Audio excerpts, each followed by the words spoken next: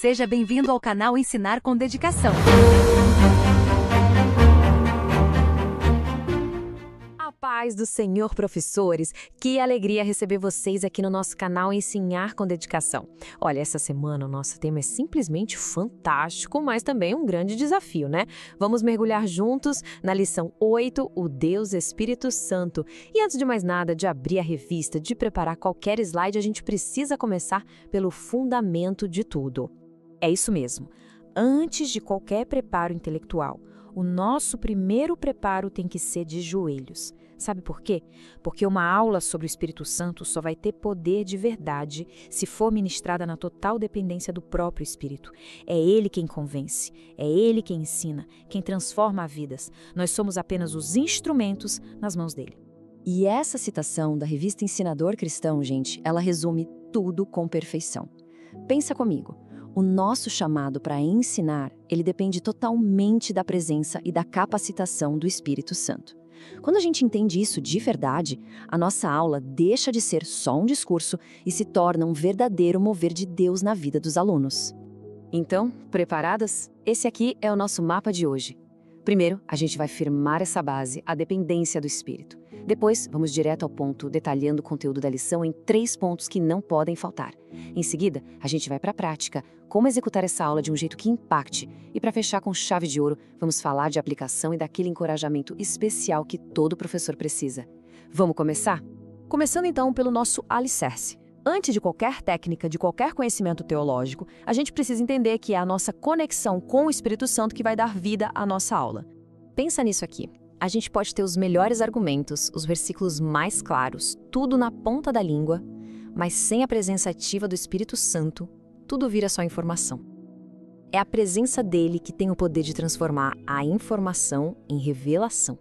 A teoria numa experiência real, viva, no coração de cada aluno. É disso que a gente precisa. Agora sim, vamos mergulhar no conteúdo. A lição dessa semana é muito rica, muito profunda, e a nossa missão como professores é tornar tudo isso claro e acessível, né? Então vamos focar nos pilares que a própria revista nos apresenta. E aqui estão eles, os 3 pilares que vão ser a espinha dorsal da nossa aula. Anota aí.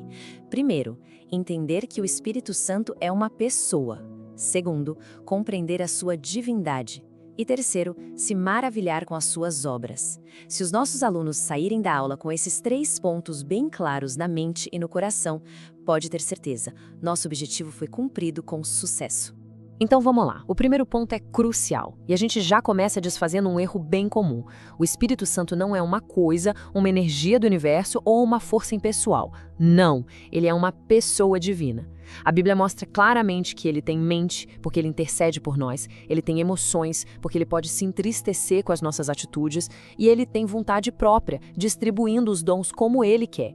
Isso muda tudo, percebe? A gente não tenta usar uma força, a gente se relaciona com uma pessoa. E esse versículo, que é o nosso texto áureo, é a chave para entender isso. Jesus promete outro Consolador. Sabe o que essa palavrinha outro quer dizer no grego? É allos, que significa outro da mesma espécie, da mesma qualidade. Ou seja, o Espírito Santo não é um substituto inferior a Jesus, mas alguém da mesma natureza divina que veio para continuar a obra de Cristo. E o melhor de tudo, para ficar com a gente para sempre. Agora vamos para o segundo ponto, a sua divindade. E como a gente prova isso de forma clara para os alunos? Pelos seus atributos, que são características exclusivas de Deus. Olha só. Ele é onipotente, ou seja, tem todo o poder. Ele é onisciente, conhece todas as coisas, até os nossos pensamentos mais profundos. Ele é onipresente, está em todos os lugares ao mesmo tempo. E ele é eterno, ele sempre existiu. Usar esses atributos é uma forma super didática de firmar essa verdade na mente da turma. Agora, olha que ferramenta visual incrível para a gente usar na aula. A Bíblia usa símbolos para nos ajudar a entender o que é abstrato. A gente pode explicar que o fogo representa a sua purificação e o seu poder. A água, a vida nova e a renovação que ele traz. O vento, a sua ação soberana que a gente não vê, mas sente. O óleo, a unção que nos capacita. E a pomba, a sua paz e a sua mansidão. Usar esses símbolos torna o ensino muito mais rico e fácil de lembrar. E tudo isso nos leva ao nosso terceiro pilar, as obras do Espírito Santo. E que obras, hein? Foi ele o agente divino na encarnação, quando o Verbo se fez carne. Foi o poder dele que ressuscitou Jesus dentre os mortos, a maior demonstração de poder da história.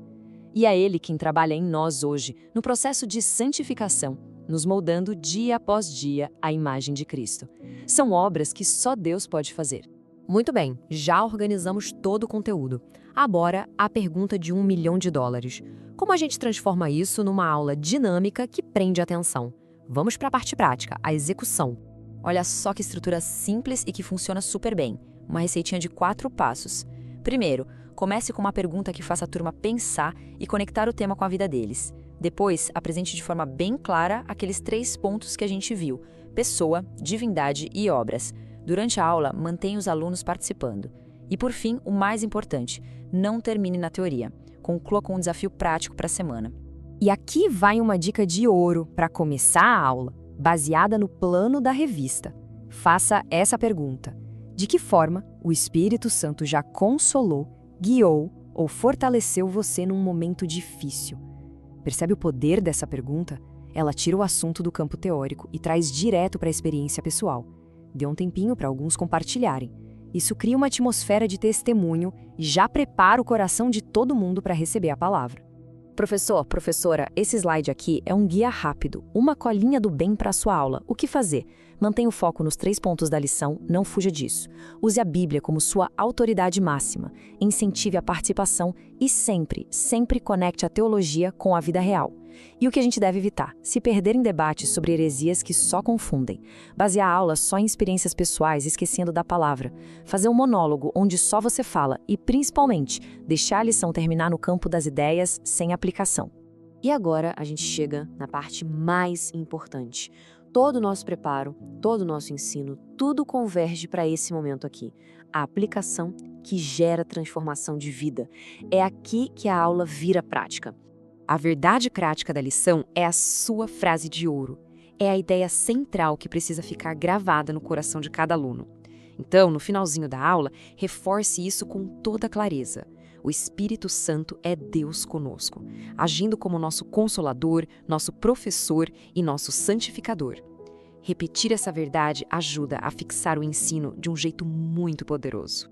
E para a aula não acabar no domingo, a gente precisa lançar um desafio prático para a semana. Incentive seus alunos a fazerem 3 coisas. Primeiro, reconhecer a presença do Espírito Santo nas pequenas coisas do dia a dia. Segundo, buscar a direção dele antes de tomar decisões importantes. E terceiro, se render ao processo de santificação, permitindo que ele molde o nosso caráter. Isso transforma a lição em um verdadeiro estilo de vida. E agora uma palavrinha para você que ensina. A sua missão é de um valor que não tem preço. Ensinar sobre o Deus Espírito Santo é um privilégio gigantesco. Não se sinta intimidado pelo tema. Sinta-se confiante, não na sua própria capacidade, mas na certeza de que aquele sobre quem você vai falar é o mesmo que vai te capacitar para falar. Ele é o seu maior ajudador. Que Deus abençoe muito a sua aula, a sua vida e a vida de cada um dos seus alunos. Foi uma alegria preparar essa lição com vocês. E olha, semana que vem nosso encontro já está marcado para a gente explorar juntos os tesouros da lição 9. Eu espero por você. A paz do Senhor.